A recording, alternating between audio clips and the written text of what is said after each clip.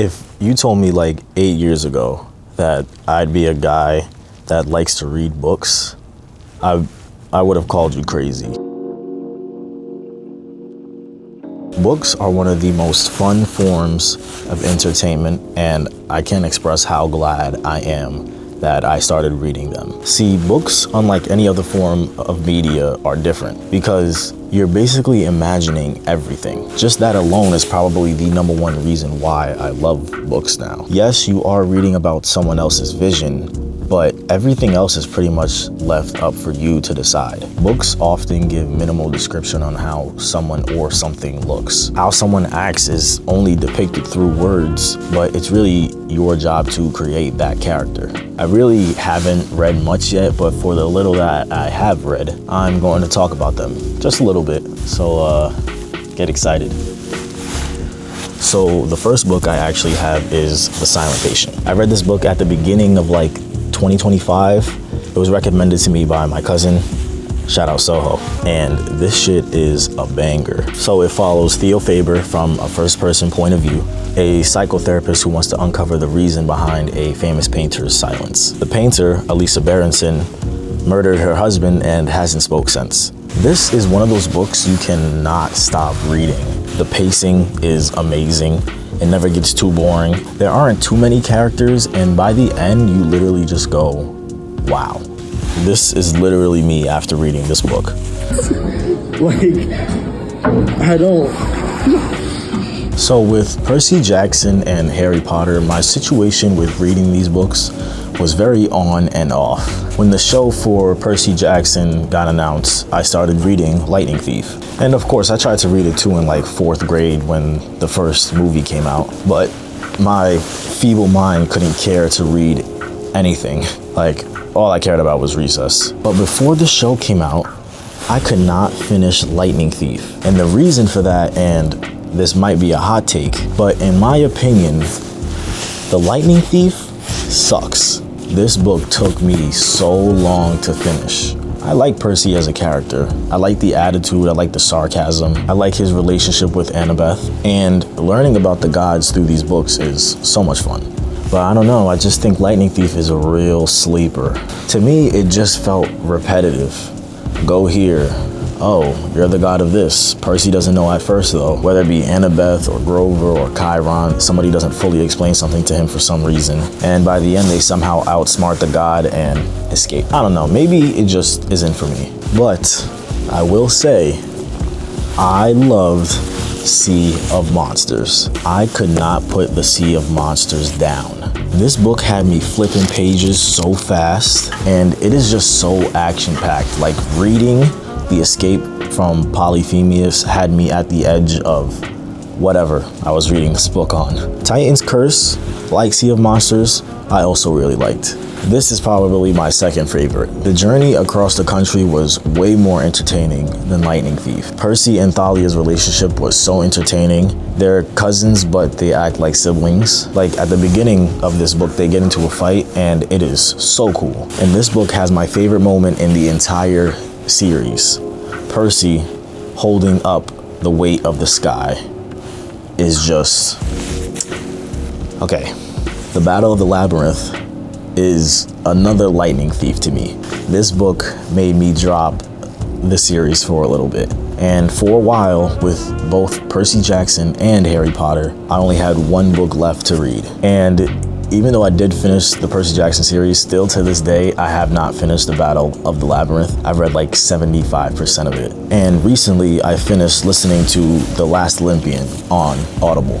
And The Last Olympian is also one of the fun ones. Reading about how tired everyone is and how Percy becomes like a leader and a beacon of hope for demigods and gods is like, that's the MC shit that I like. And I think it ends the series really well. And Percy's decision to have the gods make the promise of not forgetting their children really shows how smart he is and how much he's grown. Yeah, but Percy Jackson isn't bad. I would say though, at times, these books do seem a little bit Disney Channel. Like, I know they're kids, but I cringed a couple of times while reading these. And finally, for Percy Jackson, I heard this sometimes when comparing Percy Jackson and Harry Potter, but the Percy Jackson books are not better than Harry Potter. What are we doing?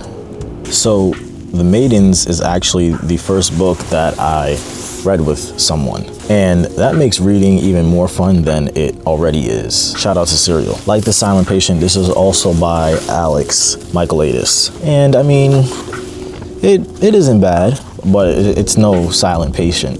The story is good, you know, murder mystery kind of. But I would say my main problem with this book is there are way too many characters. Like at times I found it hard to keep up. And that's maybe why it was weaker for me. Like at some points I just felt like it dragged.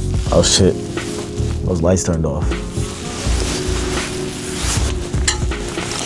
They trying to mess up my scenery is crazy. But I will say that I did finish this book really quick. The way he writes his chapters or parts are really short. Like the books are split into parts and each of those parts are divided into however many, but those fractions are only like 3 or 4 pages. So it makes reading these books like super fast. But I would say you definitely should read The Silent Patient before you read The Maidens. You like almost need to, but it's good for understanding his worlds and his style.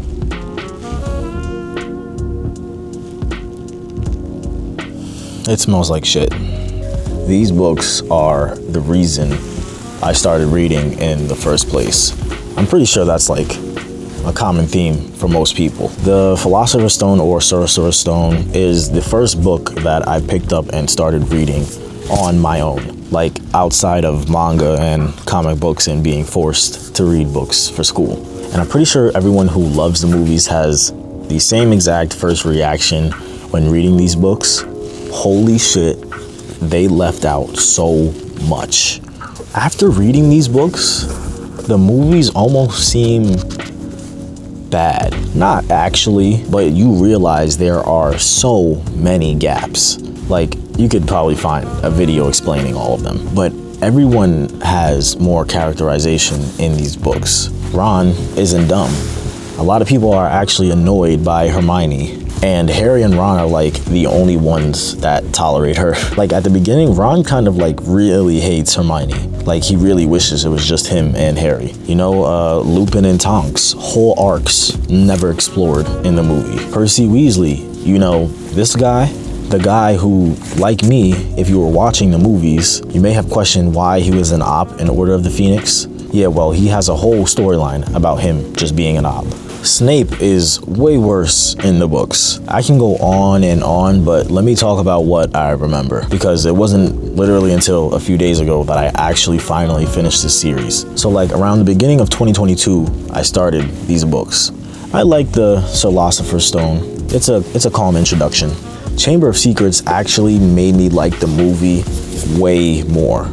I used to think the movie was one of the worst, but like out of all of the movies, even the first one, that movie is the most accurate.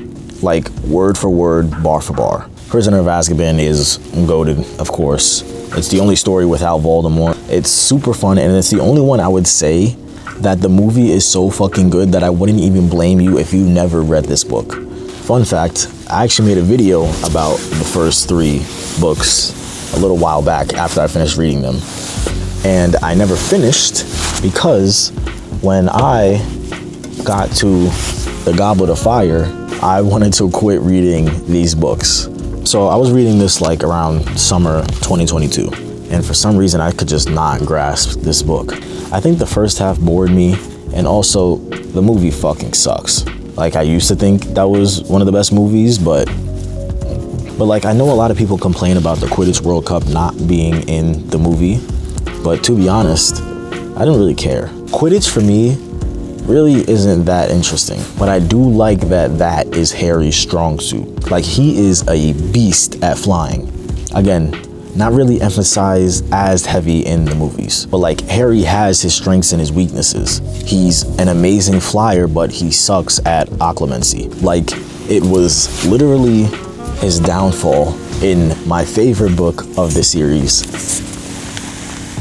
Order of the Phoenix. So when I hear people talk about this series, I think this is like everyone's lowest rated or most disliked book. You know, too long, too many storylines, too much going on.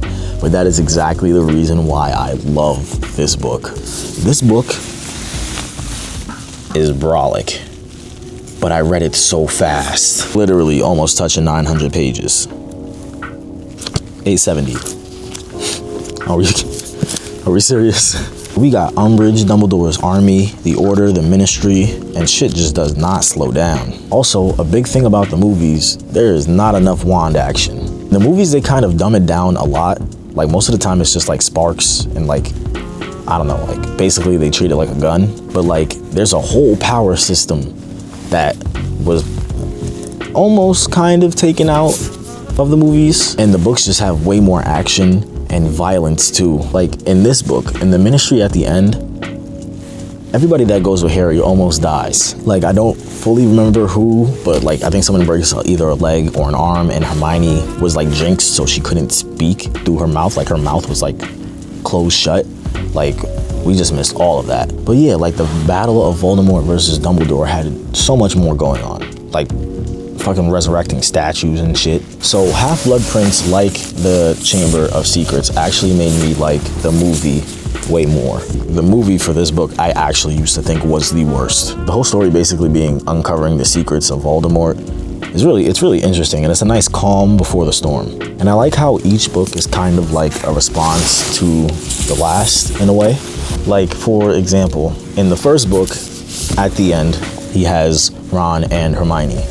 In Chamber of Secrets, he only has Ron, and in Prisoner of Azkaban, he has only Hermione. Then, of course, in Goblet of Fire, he's alone, and Order of the Phoenix is him not listening to anyone and being completely wrong about everything. And then Half-Blood Prince is still sort of him not listening to everyone, but he's right about everything. So around the time I started reading The Deathly Hallows for the first time, a little game called Hogwarts Legacy came out. And because of this game, I did not finish Harry Potter. I played that game for like 2 weeks straight and just did not feel like finishing the book. And also, I was burnt out because these books take time. Like, look at the size of that shit. Are we crazy? Bugging.